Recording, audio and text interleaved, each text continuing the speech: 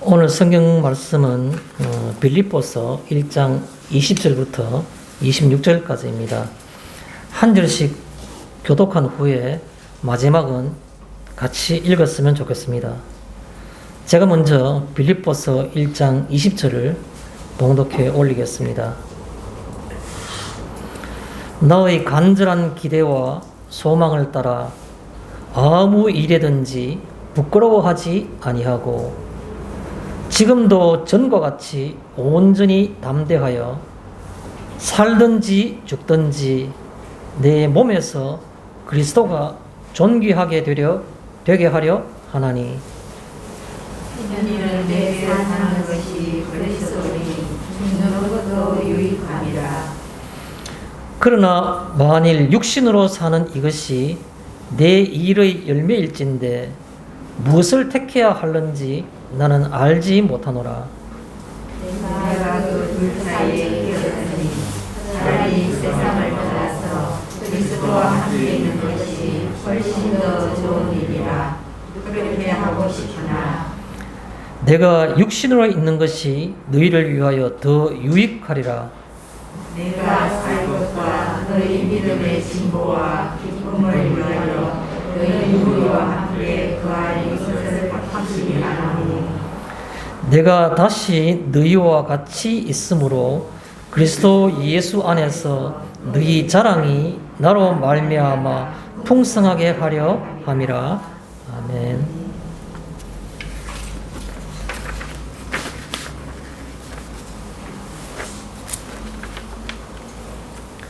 오늘은 함께 살펴본 성경 말씀을 중심으로 해서 너희 믿음의 진보와 기쁨을 위하여라는 그런 제목으로 성경을 살펴보고자 합니다. 너희 믿음의 진보와 기쁨을 위하여. 갑자기 날씨가 추워져서 춥다는 말이 잘 어울리는 표현일지는 모르겠지만 최근에 어떤 그런 기온으로 볼 때에는 갑작스럽다는 말이 더 적절한 표현인 것 같습니다. 이런 좀 찬 바람이 이렇게 불며 어깨를 예미게 하는 그런 시기에는 따뜻한 실내에 들어와서 제일 하고 싶은 게 아주 진한 커피 향이 나는 그런 커피를 한 잔 마시면 딱 어울릴 만한 그런 날씨다는 생각을 해봅니다. 저는 커피를 또 속이 안 좋아서 잘 못 마십니다만, 그러나 커피 냄새는 굉장히 좋아합니다. 어디 가다 커피 냄새 나면, 야, 정말 좋다는 생각이 듭니다. 누군가 차 안에 들어가고 방향제를 누가 준 적이 있는데, 그때 커피 향이 있는데 굉장히 좋았습니다. 또 오늘 이 말씀을 우리가 본 말씀을 읽으면서 이 말씀을 함께 살펴보자 할 때에는 꼭 먼저 드리고 싶은 것이, 어떻게 보면 형식적일 수 있는데 그런 마음에 그냥 늘 평소에 하고 싶었던 얘기가 한 가지가 있는 겁니다. 성도님들을 제가 사랑합니다. 이 말을 먼저 하고 싶은 겁니다. 이런 대화와 이런 생각들이 전혀 어색하지 않을 때 이 성경 말씀이 우리 것이 되고 잘 이해될 수 있을 것이라는 생각을 해봅니다. 왜 그런가요? 오늘 우리가 성경 말씀은 빌립보서 1장의 20절부터 7개의 성경을 살펴봤지만, 이 빌립보서 1장을 20절 이전까지 쭉 읽다 보면 갑자기 가슴이 먹먹해지고 가슴이 답답해지는 그런 성경 구절이 있습니다. 꼭 저만 그런 것인지 여러 성도들도 마찬가지지 않겠나는 생각을 해봅니다. 8절에 이런 구절이 있습니다. 이 성경 말씀을 우리가 그 분위기를 알아야만이 이 본문 말씀도 오늘 아마 좀 더 잘 이해될 것이라는 생각이 들어서 소개를 하겠습니다. 1장 8절에 무슨 말씀이 있습니까? 내가 예수 그리스도의 심장으로 너희 무리를 얼마나 사모하는지 하나님이 내 증인이시니라. 이 표현은 아마 그냥 그렇구나라고 생각할 수 있는 그런 표현이 아닙니다. 바울이 많은 그런 자기가 세웠던 교회들에게 한 번도 이런 표현을 한 적이 없습니다. 유일하게 빌립보 교회에 대해서만 이런 표현을 한 겁니다. 예수 그리스도의 심장으로 너희 무리를 얼마나 사모하는지, 사모한다는 말은 직설적으로 표현하게 되면 얼마나 사랑하는지 그런 뜻입니다. 애정을 가지고 바라보는지 그렇게 표현할 수도 있겠죠. 그냥 수사적으로 말을 하는 방법으로서의 어떤 그런 그 방법이 아니라 뒤에 굉장한 말을 하는 겁니다. 하나님이 내 증인이라고. 하나님이 아신다고. 하나님의 이름을 이겼을 때에는 그 말이 형식적이거나 수사적인 표현이 아니란 겁니다. 실제로 그렇다. 이거는 속마음을 꿰뚫어 보시는 하나님이 다 아신다는 겁니다. 얼마나 직설적이고 강한 표현입니까? 내가 너희를 어떻게 한다고요? 예수 그리스도의 심장으로. 신체 부위 중에서 가장 중요한 부위의 상징이 바로 심장인 겁니다. 예수님도 귀한데 그 예수님의 생명인 심장으로 너희를 사랑한다고. 하나님이 그 증인이라고 날 아신다고. 가슴이 먹먹하지 않습니까? 가슴이 먹먹해지고 답답해지는 겁니다. 이게 뭔가? 산다는 게 뭔가? 신앙적인 삶이란 게 뭔가? 라는 겁니다. 나는 교회를 계속 다니지만 뭐가 뭔지를 모르겠어. 좋은 말인 것 같은데 내 실제로 와닿지 않아. 신앙의 실체에 대해서 궁금하시죠? 그럼 오늘 이 말씀을 깊이 있게 생각해 보시길 바랍니다. 신앙은 저 멀리 구름 위에 있는 거기에 내 신앙의 이상 이데아가 있는 것이 아니고 내 현실 속에 거기에 예수 그리스도가 계시는 겁니다.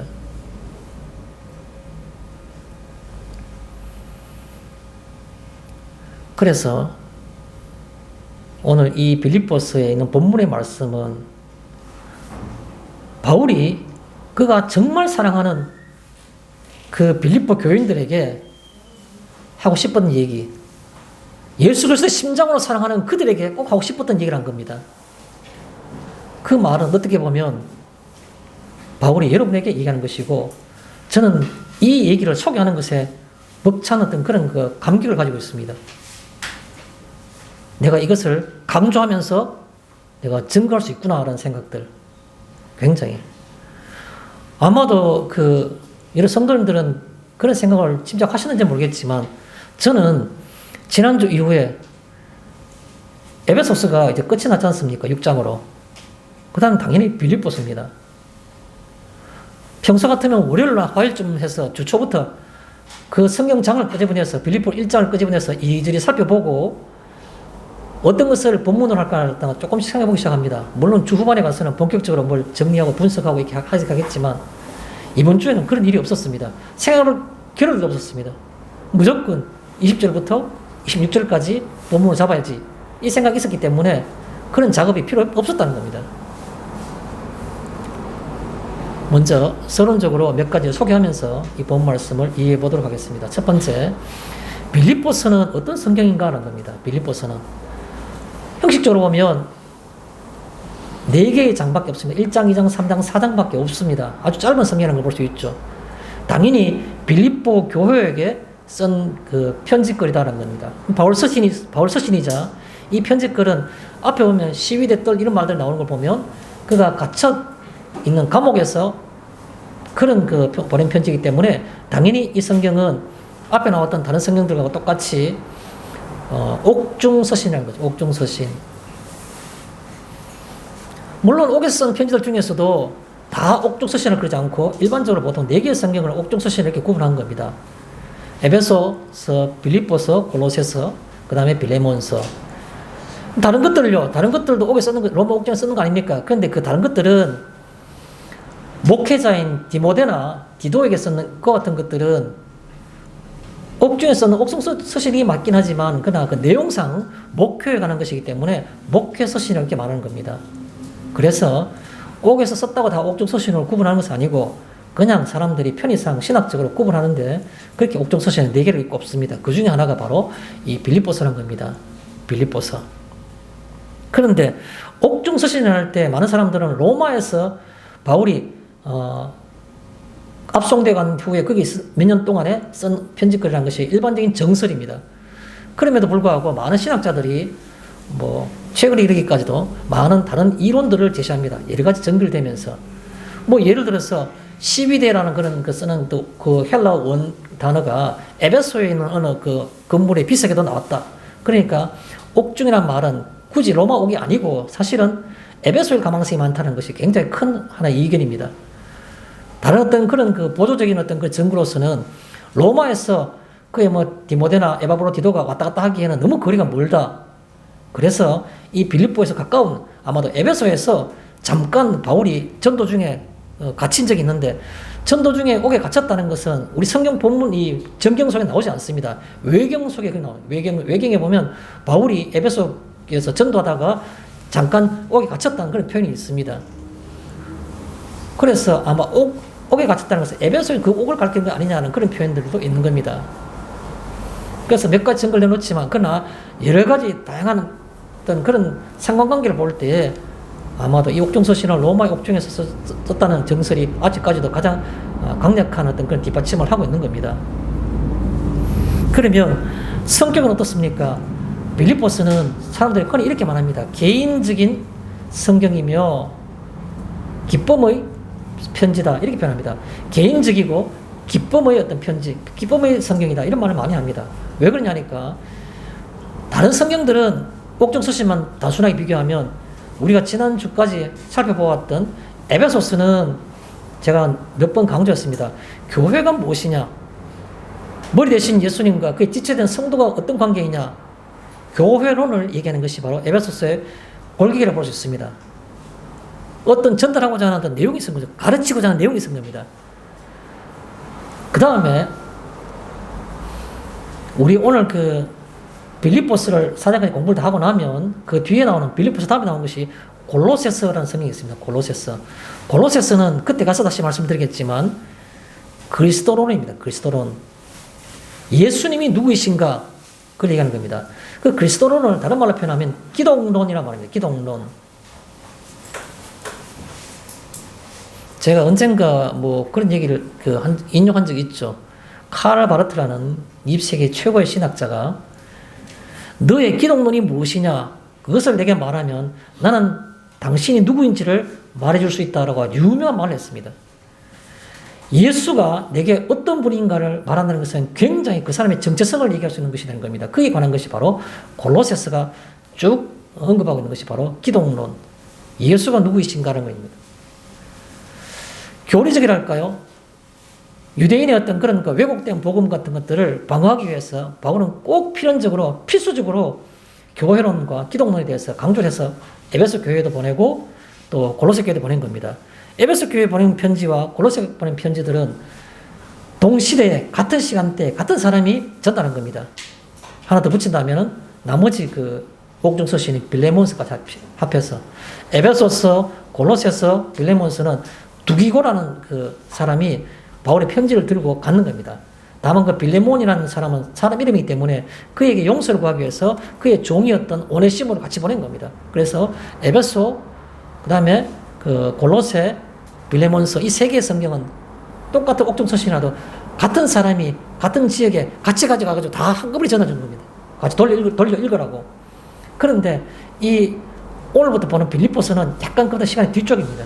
요 세 개의 성경보다는 그러니까 뒤쪽에서 갖고 그는 인편으로 빌립보 교회에 보낸 겁니다. 개인적이라는 말은 무슨 말인가 하면 교리적인 부분이 들어있지 않다는 겁니다. 경건한 신앙이라는 게 뭐냐? 신앙적인 삶이라는 것은 바로 이런 것이다라고 권면하고 자기가 간증하고 있는 겁니다. 지극히 개인적인 겁니다. 우리가 1절을 한번 보면 더 그 개인적이라는 것이 더 드러난 겁니다. 오늘 우리가 빌립보서 1장 1절을 어떻게 시작합니까? 그리스도 예수의 종 바울과 디모데는 그리스도 예수 안에서 빌립보에 사는 모든 성도와 또한 감독들과 집사들에게 편지하노니 이렇게 되어 있습니다. 그냥 우리가 지나갈 수 있는 내용이지만 좀 자세하게 살펴보면 특이하다는 생각이 듭니다. 무슨 말인가 하면 빌립보 교회에 있는 모든 성도들에게 라는 것이 일반적인 표현인데 빌립보 교회에 있는 모든 성도들에게라고 말하지 않고 빌립보에 사는 모든 성도들에게라고 표현하는 겁니다. 같은 내용이긴 하지만 그러나 아주 평이한 좀 공식적이지 않고 개인적인 생각이 좀 듭니다.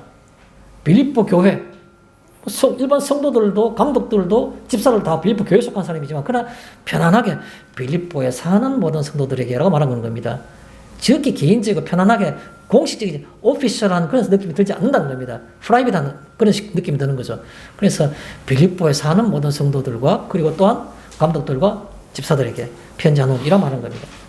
그래서 이 성경이 굉장히 개인적이고 특별한 교리 같은 것들을 뭐 가르쳐 줘야 된다는 생각이 없고 본인이 살았던 그 신앙적 삶이란 것을 신앙이란 것을 믿음이란 것을 이렇게 사는 것이다라고 말하고 싶었다는 겁니다.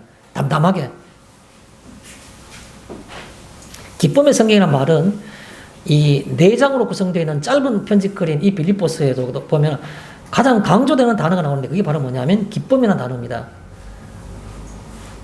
카라라는 어떤 그런 기쁨이라는 그 원어와 함께 카이로라는 말은 기뻐하다라는 단어, 기쁨 혹은 기뻐하다는 이 단어가 16번 이 빌립보서에 등장하는 겁니다. 그래서 계속해서 기뻐한다는 겁니다.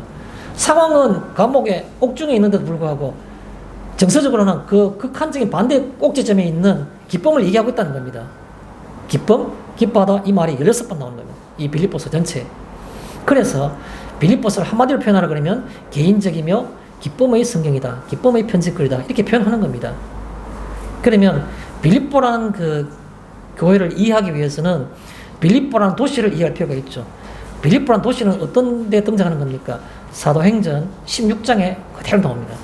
사도행전 16장에 보면 바울이 2차 전도 여행을 할 때에 전도를 하다 보니까 전도가 막혀요. 잘 안 되는 겁니다. 그래서 들어오라는 곳에 갔는데도 불구하고 계속해서 전도가 안 되는데 밤에 마게도니아 사람이 환상 중에 나타나서 건너와서 우리를 도우라고 말하는 겁니다. 그 아시아에 있는 반도와 그리고 유럽에 시작되는 그 반도 사이에는 에게해라는 지금의 에게해라는 바다가 있는데 그 바다를 넘어가게 되면 네아폴리라는 곳에 도착하게 되고 네아폴리에서 한 몇 킬로 가게 되면 그 중에서 가장 큰 도시였던 빌립보라는 성이 있는 거예요. 그 빌립보 성 거기에 그 빌립보 성은 마게도니아는 유럽에 속한 것이고 바울이 2차 전도행 할 동안에는 계속해서 아시아에 있었던 겁니다. 아시아에서 유럽으로 넘어가서 첫 번째 전도에는 여기 성이 바로 빌립보라는 성입니다.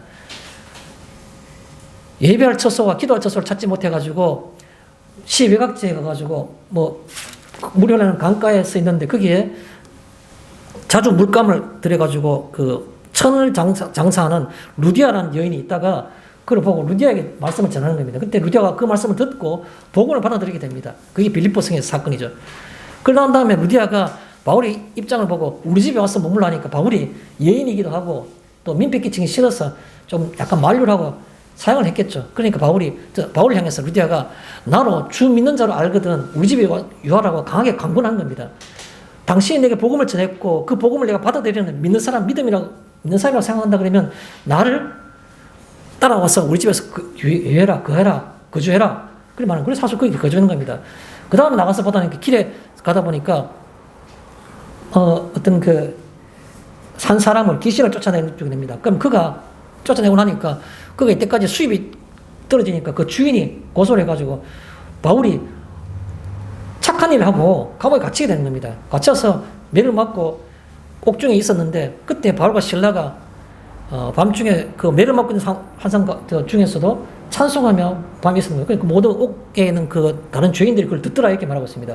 밤 자정쯤 됐는데 갑자기 옥문이 흔들리고 다 열리는 겁니다. 거기에는 제일 대표인 간수가 보니까 옥문이 막 흔들리고 다 열려 있으니까 자꾸 다 풀려 있으니까 제수들 도망간 줄 알고 제수를 도망가면 간수가 책임이기 때문에 험악하게 자기가 처형을 당하니 죽자 자기를 하려고 칼을 빼고 자기를 할 때 바울이 우리가 여기 있으니 안심하라고 하는 거예요. 그러니까 그 간수가 보고 이 사람은 보통 사람이 아니다 생각해서 자기 집에 데려가가지고 상처받은 것을 다 씻기고 그 밤에 다 그래가 묻는 겁니다.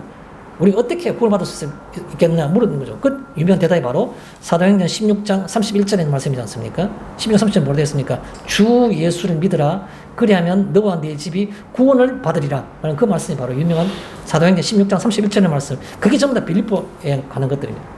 그날 다음날 바울이 로마 시민권인 줄 알고 그들이 사과하고 바울을 돌보냈을 때 바울이 떠나는 그 유명한 도시가 바로 빌립보성이었고, 빌립보라는 도시가 또 다른 특징이 뭐냐면 그런 그 사건 이후로부터 바울이 2차 전도행과 3차 전도행을 통해서 한 3번 정도를, 첫 번 그 외에도 3번 정도, 그게 3차 전도행 할 때 2번이나 들릅니다. 짧게지만 그만큼 아끼고 사랑했던 도시인데, 그 도시에서는 바울이 그 도시에 있는 사람들을 사랑한 것처럼 그를 넘어서 그 빌립보 교인들도 바울을 너무너무 엄청나게 사랑한 겁니다. 그래서 바울의 전도여행 가운데 1차, 2차, 3차 전도여행 혹은 로마에 갔을 때에도 가장 많은 헌금을 보내고 가장 많은 어떤 후원을 했던 그 도시가 바로 이 빌립보라는 성입니다.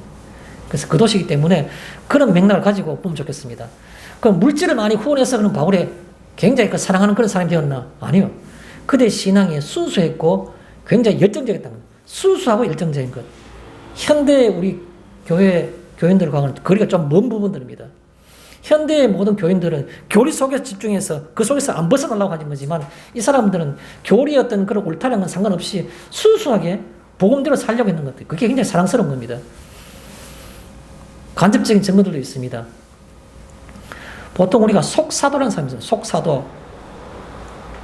포스트 아포스톨리 이렇게 말하는데, 속사도라는 것은 바로 예수님의 12제자, 그리고 옆에 붙는 바울까지 포함해서 예수님이 직접 만났던, 복음을 전하라고 명령을 받았던 그 사람들을 사도라면 사도, 아포스톨로스. 그 사도들인데 이 사도들은 이외에서 다시 또 그 밑에 제자와 같이 거의 복을 받아서 같은 어떤 그런 복음 사역에 열정을 가진 사람도 있을 수 있겠죠. 예수님을 직접 만났지 않았으니까 예수님보다 한 세대 밑이라고 볼 수 있겠죠. 그 사람들을 예수님의 제자들, 그 사도들의 제자들을 속사도로 이렇게 말하는 겁니다. 그 중에서 가장 대표적인 사도를 꼽으라고 몇 명이 있는데, 그 중에 하나가 폴리갑 같은 사람, 폴리갑. 나이를 따지면 폴리갑 좀 더 위에 있는 사람이 있습니다. 이그나티우스라는 사람이 있습니다. 이그나티우스나 폴리갑은 둘 다 공통적으로 예수님의 가장 사랑받던 제자 요한의 제자들입니다. 요한의 제자들. 이그나티우스가 폴리갑보다는 좀 더 한참 위에입니다.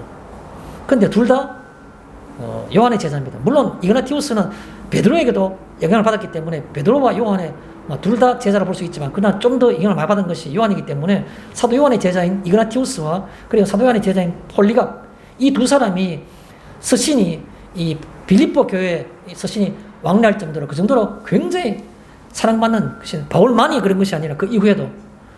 이그나티우스는 안디옥 교회의 감독이었죠. 지금 말하는 목사님이었습니다.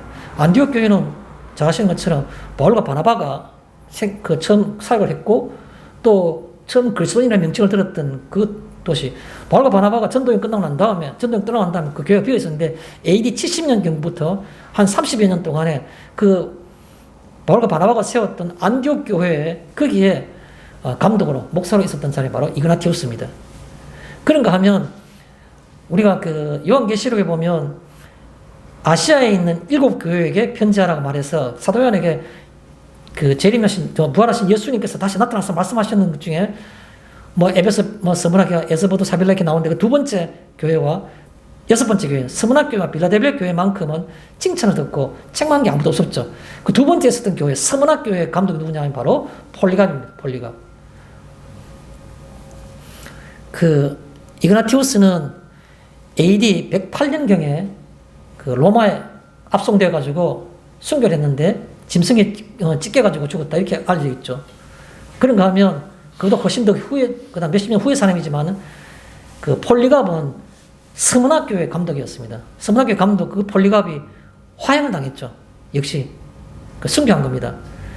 그 초기 기독교의 역사에서 잊을 수 없는 그런 그 순교자이자 교회의 어떤 그런 스승이라 할 수 있는 사람이 두세 명이 있는데, 그 중에 2명이 전부 다 이 빌립보 교회와 서로 서신을 왕래할 정도로 그만큼 깊은 인연을 가졌다는 겁니다. 다른 교회는 그런 것이, 그게 없습니다. 그 정도로 이 빌립보 교회는 굉장히 모범적이고 굉장히 그런 교회예요. 아까 제가 처음 설교를 시작하면서 진한 커피 향기가 맡고 싶다 그러는데, 마치 이 빌립보 교회를 보고 나면 그리스도인의 향기가 그냥 스물스물 새어나는 것 같아요. 보면 그런 분위기가 바로 이 빌립보 교회였다는 겁니다. 그것을 아시고 우리가 이 본문을 읽었으면 좋겠습니다. 본문을 같이 한번 보겠습니다. 제가 빠르게 한번 쭉 읽어보겠습니다. 20절에 이런 말씀이 있습니다. 빌립보서 1장 20절에 나의 간절한 기대와 소망을 따라 내가 늘 바라는 것이 하나 있다는 겁니다. 간절한 기대와 소망. 중복해서 말함으로써 강조하는 거죠. 내가 정말 소원이 하나 있는데, 가장 늘 바라는 것이 있는데, 그 말입니다. 아무 일이든지 부끄러워하지 아니하고, 아무 일이든지란 말은 지금 상황을 알아야 되는 겁니다. 바울이 지금 현재 로마 옥중에 있는 거죠. 재판이 언제 있으면 그 재판에서 죽을 수도 있는 겁니다. 그래서 아무 일이든지 항상 내가 이 옥에서 오랫동안 있으면서 내 주변의 사람들에게 복음을 잘 전할 수 있는 기회가 되든지, 아니면은 내가 어느 날 갑자기 재판이 집행이 되고 재판이 판결이 되고 그 집행이 빨라져서 내가 갑자기 죽을는지, 다 포함한 모든 경우의 수를 다 포함한 것이 바로 아무 일이든지라는 겁니다. 어떤 경우이든지 그 말이죠. 부끄러워하지 아니하고, 부끄러워하지 아니하고라는 말은, 이건 표현을 그대로 하면 이 부끄러워하지 아니한다는 말은 그 문법상으로 수동태로 되어 있는 겁니다. 내가 부끄러워해야 할 어떤 그런 조건을 가지지 아니하고 부끄러워할 필요가 없는 그런 말입니다. 내가 복음을 잘 전할 수 있는 기회가 되든지, 이 목에 갇혀있던 이 사실, 이 현재 상황이, 아니면 이 상황이 갑자기 막 남쪽으로 막 급격하게 돌려가서 내가 죽을는지, 그러나 어떤 일이든지 아무 일이든지 내가 부끄러워하지 아니하고, 저것 봐라, 예수님 복음을 전하는 사람이 안전병을 일으키고 귀신을 쫓아내는 그가 어떻게 자기는 구원하지 못하고 저렇게 처참하게 처형을 당하는가? 부끄러운 거 아닌가? 아니요. 어떤 경우이든지 부끄럽지 아니하고, 그 뜻입니다. 부끄럽지 아니하고, 어떤 경우는 내가 부끄럽지 않다는 겁니다. 지금도 전과 같이란 말은 무슨 말입니까? 내가 너희를 만났을 때 왕성하게 복음을 전하고 안전병을 일으키고 귀신 들린 자를 쫓아내고 할 그럴 때와 똑같이 그런 뜻입니다. 내가 지금도 전과 같이, 그때 같이, 내가 옥에 갇혀 있으니까 초라해 보이느냐? 나는 전혀 초라하다고 생각하지 않는다. 그 말인 겁니다. 지금도 전과 같이 온전히 담대하여, 그때 내가 모든 성령의 어떤 그 능력과 은사를 통해서 복음을 왕성하게 전하는 것처럼 지금도 똑같다는 겁니다. 지금도 전과 같이 살든지 죽든지, 내가 거기 갇혀 빌립보에 너희들과 같이 있을 때 옥에 갇혀가지고 그날 내가 매를 얼마나 많이 맞고 얼마나 모든 어떤 그 수욕을 당했느냐, 그게 또 좀 심하게 되면 죽을 수 있는 거 아니냐. 그래서 살든지 죽든지 외부적인 상관은 아무 상관없이 그런 뜻이 되는 겁니다. 내 몸에서 그리스도가 존귀하게 되게 하려 하나니.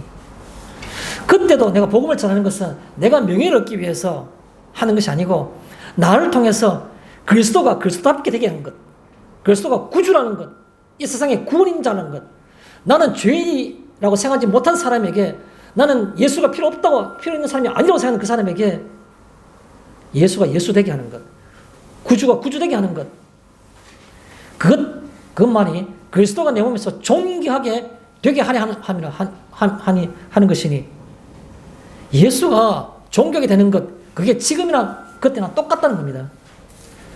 21절에 이는 내게 사는 것이 그리스도니 죽는 것도 유익함이라. 왜 그런가? 너는 어떻게 그리스도밖에 모르는가? 내가 사는 것도 그리스도가 내 안에 사는 것이요. 그러니까 내 안에 그리스도가 살면 나는 죽어도 그리스도와 함께 더불어 내가 영원한 삶을 얻으니까 좋다는 겁니다. 쉽게 말해서. 그래서 이는 내게 사는 것이 그리스도니 죽는 것도 유익함이라. 내가 이미 그리스도 알기 때문에 그런 뜻이 되겠죠. 22절에 그러나 만일 육신으로 사는 이것이, 그런데도 불구하고 내가 만약에 하나님께서 내게 좀 더 생명을 연장해가지고 좀 더 살게 하신다면, 그 말이겠죠. 육신으로 사는 이것이 내 일의 열매일진데, 너는 네가 사는 것이 그냥 사는 것이 아니고 생명을 연장하는 것이 아니고 이 일에는 할 일이 있다는 겁니다. 그래서 내가 만약에 산다면은 하나님께 주신 내 할 일이 뭔가, 하나님께서 네 인생에 주시는 그 할 일을 우리가 열매라 표현하는 거죠. 열매는 무엇을 택해야 하는지 나는 알지 못하노라. 그러면 내가 도대체 내 안에 그리스도가 계시니까 죽으면 영원한 생명과 참된 안식을 얻을 수 있는데, 근데 꼭 살아야 되는 이유가 뭐냐? 하나님께서 날 데려가셔도 될 건데 나는 어느 쪽이 좋을지 모르겠다. 그 말인 겁니다. 나는 알지 못한다고 말하고 있죠. 23절에 그래, 내가 그 둘 사이에 끼었으니 하나님께서 날 데려가시는 게 더 좋을 것 같은데요. 아니, 하나님께서 내게 뭐 일을 맡겼습니까? 이 둘 다 같이 있는 일 아닙니까? 어느 것이 더 좋은 겁니까? 이 둘 사이에서 끼어 있다는 겁니다. 그 둘 사이에서 끼어 있는데 차라리 세상을 떠나서 그리스도와 함께 있는 것이 훨씬 더 좋은 일이라. 내가 생각할 때 개인적으로 볼 때에는 내가 노력 안 하고 그냥 이쯤 내가 하나님 앞에 내가 일했으면 이쯤에 날 데려가셔도 되는 거 아닙니까? 날 데려가시면 하나님과 함께 더불어 같이 살 수 있으니까 훨씬 좋은 일이라고 생각하는 겁니다. 그런데 뭐라고 표현하고 있습니다. 그렇게 하고 싶으나 내 개인적으로는 이게 훨씬 더 좋을 것 같이 보이지만 그 말이에요. 같으나 24절에 내가 육신으로 있는 것이, 그런데 한편 생각하니까 내만 생각하면 하나님께서 날 지금쯤 데려가시는 게 좋겠다라는 생각이 있고 그런 바람도 있는데 너희를 생각하면 그 말인 겁니다. 내가 육신으로 있는 것이 너희를 위하여 더 유익하리라. 내만 생각하면 데려가는 게 좋다고 생각하는데 너희를 생각하니까 그건 또 아닌 것 같기도 해. 왜냐하면 내가 있는 게 너희들에게 도움이 되니까, 유익하니까 내가 어느 쪽에 갈지 모르겠다고 하는 겁니다. 그러면서 이제 이 말을 구체적으로 오늘 우리 가장 핵심적인 부분이 나오는 겁니다. 본론적인 부분이 나오는 겁니다. 뭐라고 되어 있습니까? 25절이 내가 살 것과 너희 믿음의 진보와 기쁨을 위하여. 이 말은 굉장히 좀 어색한 표현인데 현대어 성경이나 세번역 같은 걸 표현하면 이런 말입니다. 내가 살아야 할 이유가 있다면, 내가 사는 이유는 그런 뜻입니다.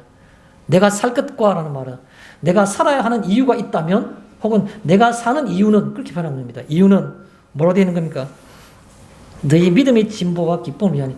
너희 믿음의 진보와 기쁨인데, 믿음의라는 앞에 있는 이 수식어는 바로 뒤에 붙어 있는 그 진보에만 해당되는 게 아니고 뒤에 있는 기쁨에도 똑같이 수식해 주는 겁니다. 꾸며주는 겁니다. 그러면 너희 믿음의 진보와 너희 믿음의 기쁨을 위하여, 이렇게 표현하는 것이 정확한 표현이 되는 겁니다. 문법적으로. 그래서 너희 믿음의 진보와 너희 믿음의 기쁨을 위해서 그렇게 내가 더 있는 것이 유익하다는 겁니다. 그래서 그 뒤에 또 서술에서 같은 말을 분명히 해주고 있죠. 기쁨을 위하여 너희 무리와 함께 거할 이것을 확실히 아노니. 내가 지금 이제 확실히 머릿속에 정리가 됐다는 겁니다.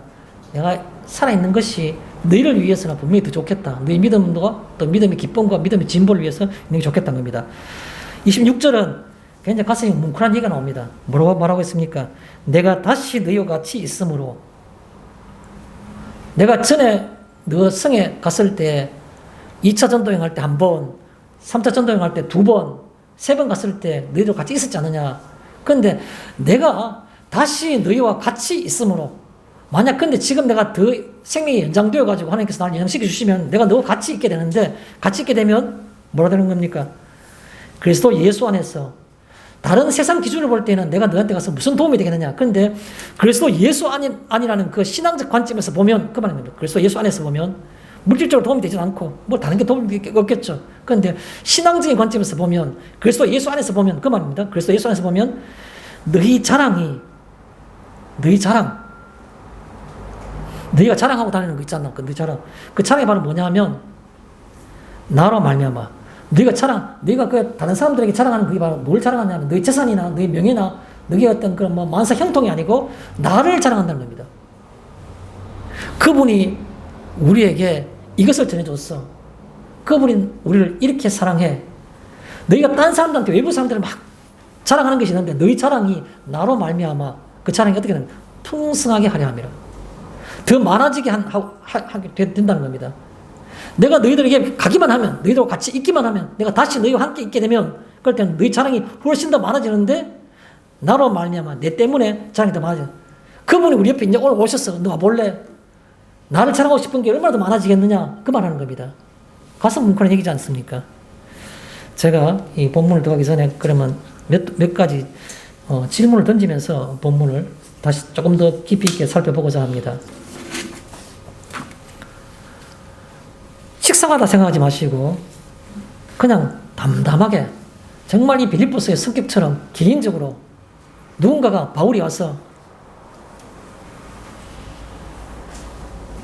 대구에 사는 하나교회 모든 성도들과 그리고 목사와 집사와 모든 사람들에게 편지하노니, 내가 오늘 당신들에게 얘기하노니. 2절은 뭐라고 되어 있을까요? 빌립보서 1장 2절에 하나님 우리 아버지와 주 예수 그리스도로부터 은혜와 평강이 너에게 있을지어다. 바울이 아마 우리를 보면 오늘도 그런 말 하고 있을지도 모릅니다. 하나님 우리 아버지, 우리 주인 되신 주 예수 그리스도로부터, 세상으로부터가 아니고 그 두 분으로부터 은혜와 평강이 너에게 있을지어다. 이렇게 시작하면서 우리들에게 이 말을 붙이고 싶은 겁니다. 그런 관점에서 제가 드리는 질문을 마음속에 한번 생각해 보면 좋겠습니다. 삶이란 게 무엇입니까? 삶이란 무엇인가? 이때까지 많이 사셨지 않습니까? 수십 년 사셨지 않습니까? 삶이란 무엇입니까? 또 달리 오늘 이 본문과 깊은 어떤 그런 관점에서 한번 생각해 보고 싶은 그 생각거리가 있는 겁니다. 죽음이란 게 뭡니까? 죽음이란 무엇인가? 삶이란 무엇이며 죽음이란 무엇인가? 또 몇 가지 질문을 더 던지자면 삶의 이유와 의미는요. 내가 지금 현재 버젓이 살고 있는데 밥 먹고 활동하면 정말 바쁘게 살고 있는데 그 삶의 이유, 왜 그렇게 살아야 되는지, 그렇게 살면 남는 게 가지고 있는 내 마음속에 와닿는 어떤 가치, 의미, 삶의 이유와 의미는요. 묻고 싶은 겁니다. 바쁘시잖아요. 너무너무 바쁘잖아요. 정말 고통스럽다 싶을 정도로 바쁘게 살아가는데 그 삶의 이유가 뭡니까? 그리고 그렇게 사는 것에 남는, 내 속에 남는 어떤 그런 가치, 의미가 무엇입니까 도대체? 그리고요, 이 빌립보 교회 교인들을 향해서 볼 때마다 느끼는 그 삶의 향기는요, 묻고 싶은 겁니다. 내가 풍기는 삶의 향기가 뭡니까? 라고 풍기는 겁니다. 내가 그렇게 묻고 싶은 겁니다. 본론으로 들어가겠습니다. 먼저 20절에 보면 첫 번째, 나의 간절한 기대와 소망이라는 표현이 나옵니다. 나의 간절한 기대와 소망. 그거는 간절한 기대와 소망이라는 것은 기대, 소망 비슷한 동의어지 않습니까? 중국에서 표현하고 있는 것들은 바로 강조하기 위한 것이고 단 하나밖에 없다는 겁니다. 나의 간절한 기대와 소망을 따라 이렇게 표현하고 있죠. 그러면 이 말을 다른 말로 표현하면 내 몸에서 혹은 내 인생에서, 뒤에 보면 내 몸에서 그리스도가 존귀하게 되게 하려 하는 하나님을 표현했으니까 목적 하나밖에 없어요. 내의 간절한 기대와 소망이란 것은 바로 내 몸에서 그리스도가 존귀하게 되게, 그런 표현이 계속 연결돼 나오겠죠. 그래서 나의 간절한 기대와 소망이라는 것은 바로 내 몸에서, 목사님의 몸에서, 훌륭한 어떤 그런 선교사의 몸에서가 아니고 내 몸에서라는 겁니다. 나의 간절한 기대와 소망. 왜 자꾸 선교 들을 때마다 나는 달란트가 없다고, 나는 그 말은 믿음이 아니라고? 아니요. 모두가 다 똑같은 겁니다. 주님 앞에서. 그래서 나의 간절한 기대와 소망이라는 것은 내 몸에서, 그 사람의 몸에서가 아니고 내 몸에서 그리스도가 존귀하게, 예수님 존귀해야 되는 겁니다. 너희로 인해서 세상에서 나의 이름이 모독을 받는구나 라고 성경에 나오지 않습니까? 내가 그리스도를 존귀하게 하는 역할이 아니고 내 때문에 역시 개독교야. 그런 말 들었어야 되겠습니까? 또 나의 간절한 기대와 소망은 뭡니까? 핵심 내용이 바로 오직 그리스도만이 그 뜻입니다. 또 다르게 표현하면 나의 간절한 기대와 소망이라는 것은 외적인 것이 아닌 뜻입니다. 외적인 것이 아닌. 다른 말로 표현하면 본질적인 뜻입니다. 어떤 교회는 교회가 재정적 여유가 있으면 건물 꾸미기에 여념이 없는 겁니다. 파이프 오르간 집어넣고 뭐 웅장한 오케스트라 불러가지고 반주하게 하고, 얼마나 입에서 나오는 그 순수한 찬양이 더 귀한 겁니까? 외적으로 우리가 인간이 꾸밀 수 있는 걸 다 꾸미는 게 중요한 겁니까? 규모 크고 꾸미는 것이 잘못이다라 말할 수 없지만 근본적인 본질이 뭐냐는 것에 생각해 볼 필요가 있다는 겁니다. 본질을. 비본질적인 것에 얼마나 목숨이 목숨을 많은 걸고 있는지 우리가 현대 교회를 보면 잘 알지 않습니까? 왜 그렇게 해야 되는지. 목숨 걸어요. 내가 주님이 가는 길을 따라가면서 겪는 초라하고 우스꽝스럽기도 하고 뭔가 참 불쌍해 보이는 것 같을지라도 그것은 부끄러운 게 아니란 겁니다. 성도로서 주님 길을 따라가는 거 어떻게 화려하기를 바라십니까? 십자가의 길이 그렇게 화려한 길이고 명예스러운 길입니까?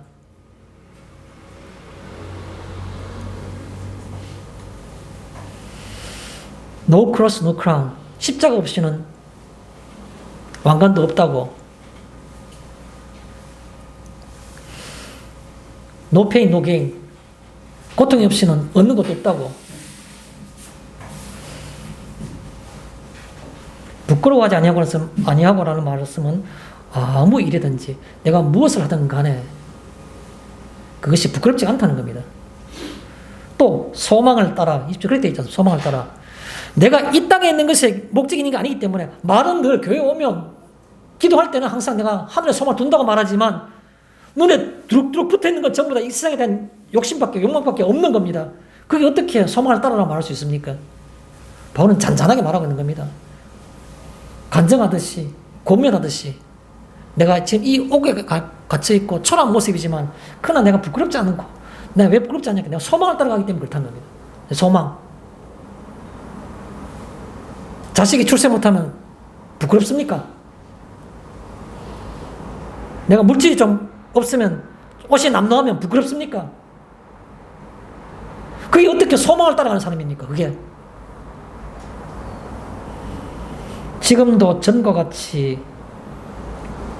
지금도 전과 같이라는 말은 무슨 말입니까? 내가 화려하게 말 한마디에서 병자가 낫고 귀신이 쫓겨나가고 안전병이 일어나고 그때가 좋았지. 그겁니까? 아니요. 지금도 전과 같이 여전히 나는 하나님 앞에 귀한 존재인 겁니다. 왜요? 내게 임한 시간들로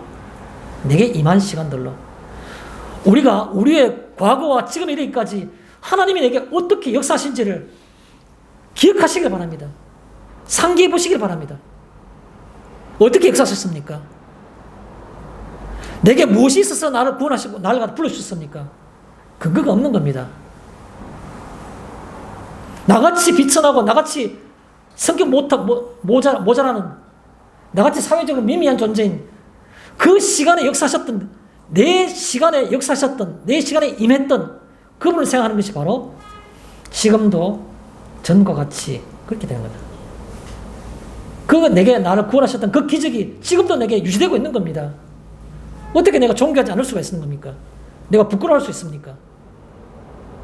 지금도 전과 같이라는 말은 내게 임한 시간들로 개인적으로 돌아보시면 구체적으로 임한 사건들과 순간들이 얼마나 많습니까? 내게 임한 시간들로 내가 어떻게 해서 여기 앉아있습니까? 이 자체가 벌써 내게 임한 시간이 기적과 같은 시간인 겁니다. 내 인생 가운데 내가 어떻게 여기 있습니까? 예수를 주라고 인정하고 여기 있습니까? 하는 거죠. 그 다음에 살든지 죽든지라는 말, 다른 말을 빠르게 표현해 보겠습니다. 예수가 그리스도인 유일한 소망, 예수가 나의 구주라는 유일한 소망, 그 하나 이외에는 내 상황이 살아있는 상황이든지 죽어야 될 상황이든지 아무 중요하지 않다는 겁니다. 예수가 나의 구주라는 그 사실, 그 하나만이 내게 귀중한 것이지 내 몸뚱아리가 지금 호흡하고 있느냐 혈구로 돌아가느냐 중요하지 않다는 겁니다.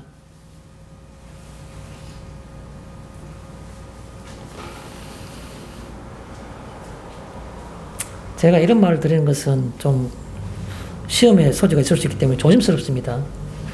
제가 언젠가 과거에 제가 아이들 보고 그런 말 한 적 있습니다. 나는 내가 만약에 혹시 뜻밖의 갑자기 자연사하지 않고 내가 세상을 떠나게 소천하게 된다 그러면 절대로 너는 당황하지 말아라. 하나님께서 그냥 기쁘게 부르신 거니까 너는 인간적인 정서로는 가식되게 막 기뻐해야 된다고 웃을 수는 없지만 그러나 적어도 슬퍼하지는 말아라. 내가 오매불망 낮이든 밤이든 간에 꼭 가고 싶었던 그곳에 내가 가는데 하나님께서 나를 뜻한 가운데 우리 생각과는 예상과는 달리 빨리 부르시면 얼마나 내게 영광스러운 일이고 얼마나 감사한 일이냐. 너는 기뻐하고 슬퍼하지 마라. 흔적도 남기지 말고 화장해서 다 어디 가로 날려버려라. 있는 거 뽑고 그 살펴보고 찾아다니는 그것만 해도 아무 의미가 없는 거다. 제가 그런 말 한 적이 있습니다. 담담하게 그렇게 말하는 겁니다. 살든지 죽든지란 말은 무슨 말입니까? 내게 있는 것이 예수 그리스도고 그 예수 그리스도가 내가 구주라는 그 사실이 중요한 것인지 내가 살아있는 것이 무슨 의미가 있으며 죽는 것이 무슨 의미가 있느냐는 겁니다. 예수가 나의 구주라는 것이 중요한 것이지. 그 다음에 죽는 것도 유익함이라. 죽으면요 참된 안식과 영원한 생명이 내게 있지 않습니까? 죽는 것도 나쁠 게 없죠. 내가 마음대로 죽는 것은 죄악이지만 하나님께서 나의 뜻이 있어서 내 예상과는 달리 빨리 데려가시면 그것도 유익한 겁니다.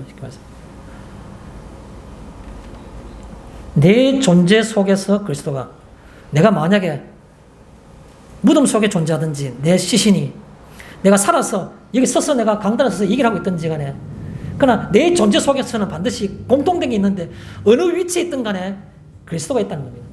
그게 중요하다는 겁니다. 제 얘기가 아니고 바울이 그렇게 말하는 겁니다. 내 존재 속에서 그리스도가.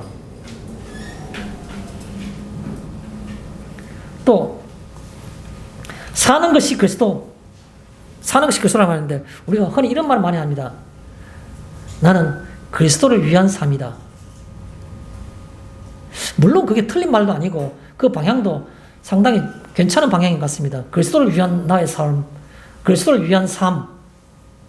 근데 저는 좀 더 예리하게 꼬집고 싶은 게 있습니다. 그리스도를 위한 삶이 아니고 그리스도로 인한 삶이 되어야 되는 겁니다. 내가 뭘 해서 그리스도를 위해서 뭘 삶을 살들 수 있습니까? 그것도 전적으로 다 하는 성령의 감동하심을 살 수 있는 겁니다. 그런데 그리스도를 위한 삶이 아니고 그리스도로 인한, 그리스도로 말미암은 그런 삶이 되는 겁니다. 내가 왜 이렇게 살아야 됩니까? 왜 손해봐야 되는 겁니까? 왜 내가 인내해야 되는 겁니까? 왜 내가 용서해야 되는 겁니까? 그리스도기 때문에, 그리스도가 계시기 때문에 그리스도 인한 삶이 바로 되는 겁니다. 그게 바로 내가 살든지 죽든지라는 속에 나오는 겁니다. 그리스도 인한 삶. 머릿속에 있는 것이 아니고 내 삶 속에서 그리스도로 인해서, 그리스도이기 때문에, 그리스도가 계시기 때문에, 그래서 내가 이렇게 사는 겁니다. 누가 보면 바보같이 보이고 손해볼같이 보이더라도, 무능한 것 같이 보이더라도 무능한 게 아닌 겁니다. 그게. 그 다음에 두 번째, 육신으로 사는 이것. 굳이 내가 형체를 가지고 호흡하면서 이 땅에 산다는 것이 있다면 육신으로 사는 겁니다. 육신으로 사는 이것. 인생이란 것과 삶이란 것이죠. 인생과 삶. 아까 제가 질문을 드렸지 않습니까? 삶의 이유와 그리고 의미가 뭡니까? 인생의 이유와 의미가 뭡니까? 물론 이게 관계되는 것들입니다. 육신으로 사는 이것이라는 것을. 다른 말로 표현해 볼게요. 살아있다면, 내가 현재 살아있지 않습니까? 살아있다면요, 의미가 뭐냐는 겁니다. 살아있는 의미가 뭐냐? 생각 잘 안 해보시지 않습니까? 살아있다면서요. 지금 살아있지 않습니까? 살아있다면 의미가 뭡니까?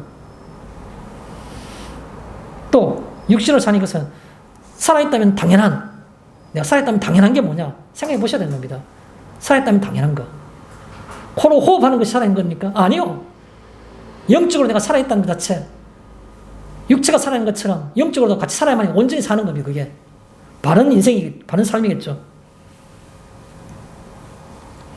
결과적으로는 답이 나와 있습니다. 24절에 너희를 위해 유익하니라. 너희를 위해 유익하니라는 24절에 이 말씀이 바로 그 정답을 얘기해주는 겁니다. 내가 굳이 죽어도 괜찮은데, 하나님께서 빨리 불러가셔도 괜찮은데 유일하게 살아야 하는데 유익한 게 있다면 그건 바로 너희 때문에 그렇다. 너희를 위해 유익하리라. 너희 때문에 유익하기 때문에 내가 살아야 될 이유가 있다는 겁니다. 성도는 나를 위해 사는 삶이 아니고 다른 주변에 다른 내 이웃을 위해 사는 삶이 바로 그게 성도의 삶인 겁니다. 삶의 의미이자 삶의 이유가 되는 겁니다.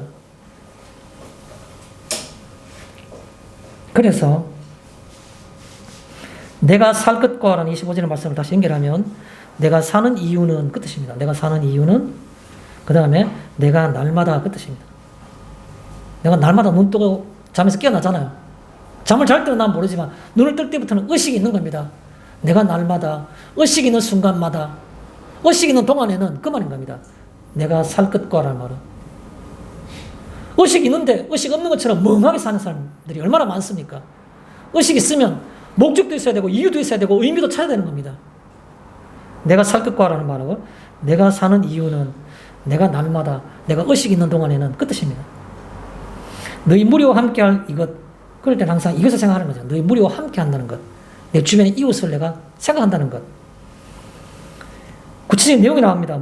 이웃을 위해 생각할 거냐는 거죠. 너희 믿음의 진보와 기쁨, 너희 믿음의 진보, 너희 믿음의 기쁨, 너희가 믿음이 더 자람으로써 그걸 통해서 더 성숙해지고 더 가치 있는 존재가 되며 또 그 너희 믿음으로 해서 너희가 마음속에 세상이 줄 수 없는 기쁨을 누리게 하는 것, 그것이 바로 내가 여러분 이웃 옆에 있는 유일한 존재 이유다라는 겁니다.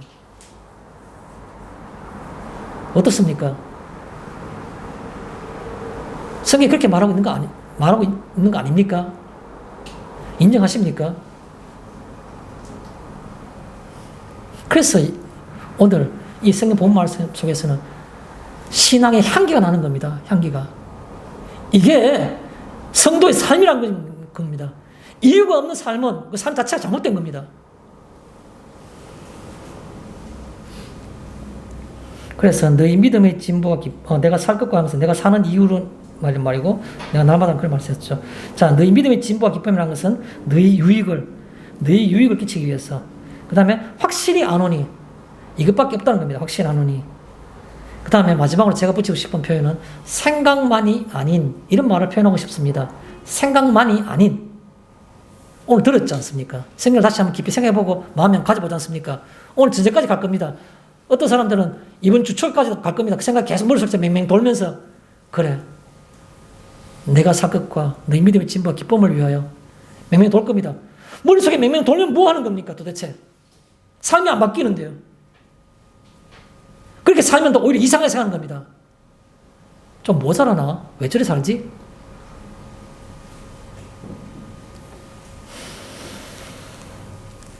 세 번째, 너희 자랑.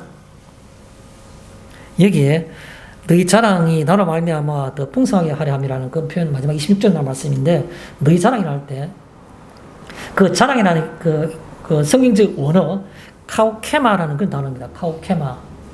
카오케마라는 말은 숨겨져 있는 것들을 바깥으로 드러내는 것들, 다른 사람들에게 공개하고 싶은 것들, 그걸 카오케마라 말하는데, 그 카오케마 이 성경 원어에 갖고 있는 뉘앙스의 말은 뭐냐면, 실제로 뭐 꼭 그렇게 증명할 필요 없는데 굳이 만약에 어느 쪽이 더 가까우냐 말하면, 보이지 않는 것들을 끄집어내서 공개적으로 다른 사람들에게 알리고 싶어 하는데, 그 공개적으로 끄집어내고 싶은 그 대상이 어떤 사건이나 일이라기보다는 그 어떤 뭐랄까요, 특정한 어떤 그런 그 대상, 뭐 예를 들어서 내가 어떤 일을 했다면 성공했으면 성공했는 그 내용, 아니면 어떤 사람은 사람, 인물이면 인물, 이런 것들을 드러내서 공개적으로 이렇게 알리는 것을 카오케마, 이렇게 성경적인 언어 말입니다. 이게 말하는 건 뭡니까? 인물입니다. 인물. 이 빌립보 교인들에게 너희 자랑이라 말할 때는 빌립보에 갖고 있는 공통적인 그들의 자랑이 다른 사람이 알리고 싶은 내용이 바로 뭐냐? 바울이라는 인물인 겁니다. 바울 그 자체가 바로 카오케마가 된 겁니다.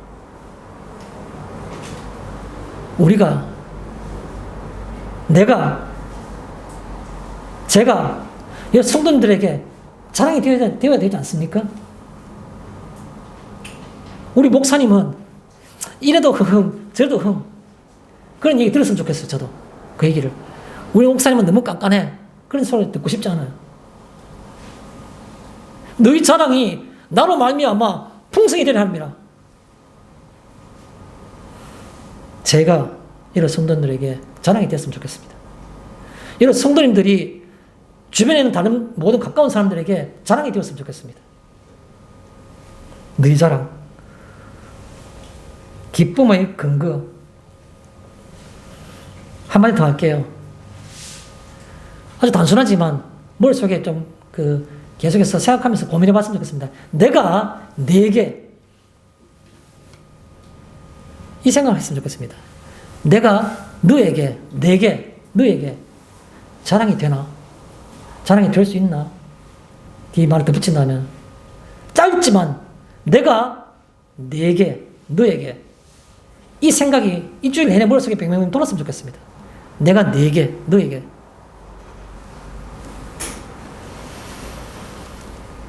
그 다음에 26절에 그리스도 예수 안에서는 예수께서 보여주신 대로 그 말이겠죠. 주님이 보여주신 그대로 주님이 어떻게 살으셨습니까? 무엇을 위해 살아셨습니까? 어떤 길을 가셨습니까? 주님 보여주신 그대로 그 말입니다. 그래서 예수 안에서 다른 말로는 믿음 안에서는 세상의 이치로서는 말이 안 되는 겁니다. 손해보면 손해보는 거지 어떻게 그것이 이익이 될 수 있습니까? 그런데 믿음 안에서는 손해보는 것이 더 유익할 수 있는 겁니다. 끝으로 26절에 보면 나로 말미암아 너희 자랑이 나로 말미암아 이렇게 표현하고 있죠. 더 풍성히 하라는 거예요. 나로 말미암아 뭐 설명 안 드려도 다 이해하시는 부분입니다. 내 주변에 있는 사람들이 자랑을 하는데 그 자랑거리의 핵심 내용이 바로 나를 다른 사람들이 자랑하고 있더라는 겁니다. 나로 말미암아. 그냥 상징적인 그런 표현으로 말씀드리겠습니다. 이제는 나도. 빌립보 교회만 그런 것이 아니라 바울이 자신의 간증하기 위해서 권면하는 것이 아니라 미약하나마 이제는 나도 바뀌어야 되는 겁니다. 이제야 나도. 이제는 나도. 그 다음에 내가 어떤 존재가 됩니까? 바울의 표현 그대로 빌리면 너에게 풍성한 자랑으로 내가 너에게 풍성한 자랑거리가 되길 바란다는 것이겠죠? 내게 풍성한 자랑으로 내가 존재한다는 것, 살아있다는 것이 바로 내 이웃이, 내 가까운 사람이 풍성한 자랑거리가 되는 겁니다. 아내가 자기 참여과 자존심 때문에 자기 남편을 계속해서 밖에가 자랑하는 게 아니고 실제로 내 아내는, 내 남편은, 내 자식은, 내 친구는, 내가 같이 예배드리는 우리 집사님은 그게 바로 자랑거리가 되는 겁니다. 계속해서 말씀을 정리하겠습니다. 몇 가지를 정리해 볼게요. 정통 개혁주의 개신교 교회는 오직 믿음, 오직 성경, 오직 은혜, 오직 하나님의 영광을 위하여 라는 루터의 종교개혁의 핵심적 기준과 가치를 바탕으로 합니다. 이것이 성도의 삶에 어떻게 나타나는가? 성도의 존재 이유와 가는 길은 예수 그리스도의 삶과 길을 따라가며 닮아가는 것입니다. 주님은 우리에게 구원이라는 믿음의 유익과 기쁨을 주셨습니다. 너희 믿음의 진보와 기쁨, 내 삶의 이유인 것을 마치겠습니다.